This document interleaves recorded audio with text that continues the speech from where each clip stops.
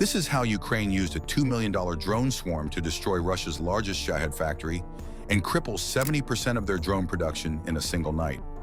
At 3:15 a.m. local time on November 17, 2024, according to open-source intelligence reports, 34 Ukrainian drones crossed into Russian airspace, heading deep into enemy territory. Their target, the Alabuga Special Economic Zone in Tatarstan, more than 600 miles inside Russia. Stay until the end for the full tactical breakdown and cost analysis. The numbers are devastating. The Alabuga drone factory wasn't just another production facility. It was Russia's crown jewel, a state-of-the-art complex producing about 50 Shahed 136 kamikaze drones every month. These weren't sophisticated weapons. They were Iran-licensed designs, essentially flying mopeds packed with explosives. But in the brutal mathematics of attrition warfare, quantity has a quality all its own, and Russia was mass-producing them. The facility had recently doubled its capacity in September 2024, with an assessed infrastructure value exceeding $200 million. It represented roughly 60% of Russia's entire domestic Shahed production capability. Take it out, and you don't just destroy a factory, you blind Russia's eyes in the sky for months, maybe longer. But getting there required penetrating what military analysts described as a layered fortress. The factory was defended by Pantsir S-1 missile systems, forming an outer perimeter capable of engaging targets up to 20 kilometers away. Behind them, newly installed 96 L6E radar systems provided medium-range tracking, while massive Nebo-M long-range radars could simultaneously follow up to 200 targets at distances over 300 kilometers. Russia believed this factory was untouchable, and on paper they were right. The distance alone made any Ukrainian attack seem impossible. The defenses were formidable. The location was deep inside Russian territory, far from any front line. But for 3 months, Ukrainian intelligence had been watching. Over 2,000 hours of satellite imagery, reconnaissance drone overflights at extreme altitude, pattern analysis of shift changes, radar coverage gaps, and operational procedures. They found something. During the night shift, between 3 and 4 a.m., the less experienced crew manning the Pantsir batteries had developed a habit. They routinely dismissed small, low-altitude radar returns as migrating birds. It was a tiny flaw in an otherwise solid defense. But tiny flaws are all you need when you're planning to strike from 600 miles away. The plan was audacious. Wait for the foggiest night of the month, fly low, and masquerade as nature itself. But then, everything changed. Just as Ukrainian planners finalized the operation, intelligence detected a critical update. Russia had reinforced the facility with additional air defense assets and, more importantly, assigned a veteran crew to the night shift. The weakness they'd spent 3 months identifying had just been patched. The original plan was compromised before it even began. So how do you penetrate a fortress when its known vulnerability has just been reinforced? The answer was elegant in its complexity. Ukraine wouldn't send one type of threat, they would send two and make Russia choose which one to fight. The strike package consisted of 2 distinct elements. First, the main assault force, 34 Ram, 2 kamikaze drones, each carrying a 15-kilogram shape-charged warhead. Think of them as FPV racing drones scaled up for military use. But 34 of them, coordinated and simultaneous, represented half a ton of explosives delivered with surgical precision. Second came the decoys, 10 British-made Banshee Jet 80-plus drones. These weren't carrying warheads, they were carrying lies. Each Banshee broadcast a massive radar signature identical to a Russian Su-27 fighter. To enemy radar operators, they would appear as a squadron of heavy jets screaming toward the facility. It's the oldest trick in warfare. Make them look left while you strike from the right. But coordination was everything. 34 drones flying 600 miles in formation, adjusting for weather, avoiding radar coverage, timing their approach, that exceeded human capability.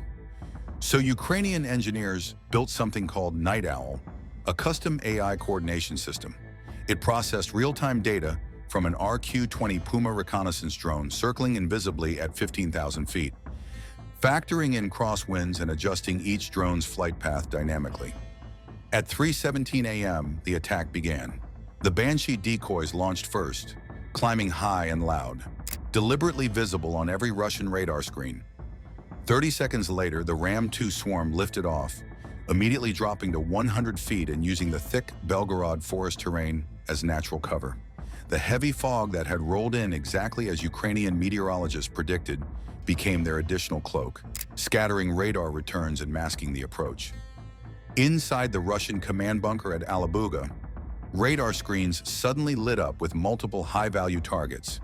10 Su-27 fighters inbound at high altitude. The veteran commander didn't hesitate. "Engage all primary targets," he ordered. The Panzer S-1 systems roared to life.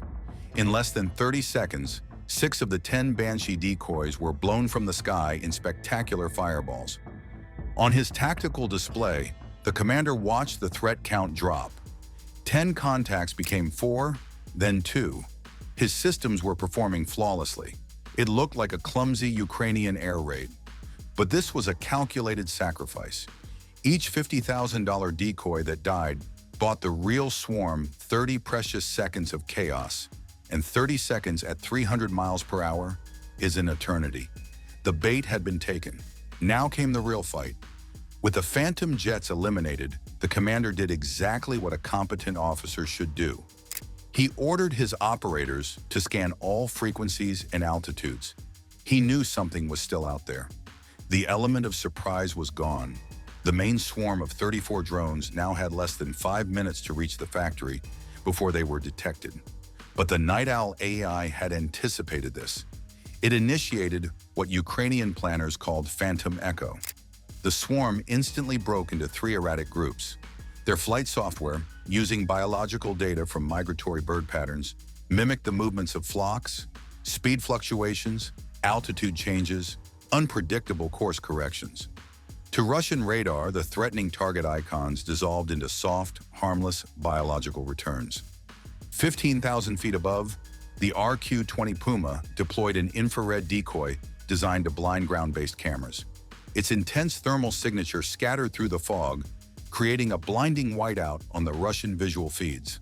The fog, once Russia's ally, had become a weapon turned against them. For 15 seconds, it worked. The junior operators, overwhelmed, reported the sky was clear, but the veteran commander wasn't watching the main screen. He studied the raw data on his backup 96L6E radar. Hidden among the biological noise, he saw them. The wolves are hiding among the sheep. At 3:22 a.m., he manually drew a targeting box around the fuzzy returns and designated them hostile, bypassing automated filters. 4 SA-22 missiles erupted, each accelerating to 4,000 feet per second and locking onto 12 drones. As Ukrainian operators prepared evasive maneuvers, nature struck. A violent 25-mile-per-hour wind shear tore through the formation. On FPV screens, the horizon tilted. 3 drones collided and exploded mid-air. Red warning lights flashed, and the missiles were still closing fast. Over the Russian command channel, laughter echoed. "They're out of tricks," the commander said. He was almost right. The AI had exhausted its pre-calculated responses. Now the mission was in human hands. 600 miles away in climate-controlled trailers, and they had one last card to play, a piece of borrowed American genius. Each Ram-2 had been fitted with a miniaturized AL-50 decoy system, the same technology used on F-16 fighter jets. It wasn't just a flare, it was an electronic lie. When deployed, it broadcast a radar and heat signature 100 times larger than the drone itself, luring incoming missiles away. The SA-22 missiles took the bait, swerving violently and detonating harmlessly in massive fireballs 1,000 feet away. The Russian command channel fell silent. With the skies clear, Ukrainian operators issued their final commands. The remaining 31 Ram-2 drones split into 3 attack groups, one for the main assembly hall, one for the component warehouse, and one for the central control building. Using the same wind shear that had nearly destroyed them, the Night Owl AI accelerated the drones toward their targets. The final command wasn't shouted, it was calm. Weapons free. The drones executed their attack profiles with GPS-guided precision, their navigation systems locking onto coordinates with a margin of error of just 3 feet. They didn't just fall, they became precision-guided munitions. The first drone's shaped charge pierced 6 inches of reinforced steel and detonated above the main production line. Each warhead's fuse was set with a 0.8-second delay, enough to maximize the internal pressure wave, the difference between a firecracker in an open field and one inside a steel drum. The result? A 30,000-pound force shockwave that shredded every electronic component within 50 feet. One by one, the swarm followed in a perfectly synchronized cascade. The steel columns buckled, the roof collapsed, burying over 200 Shahed drones under tons of debris. In the control center, secondary blast fried every server. 3 months of production data and schematics vanished in seconds. Russia's prize factory was no longer a factory. It was a tomb of scrap metal and shattered ambitions.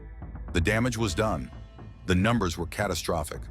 Open-source damage assessments indicated 70% of the facility's capacity destroyed.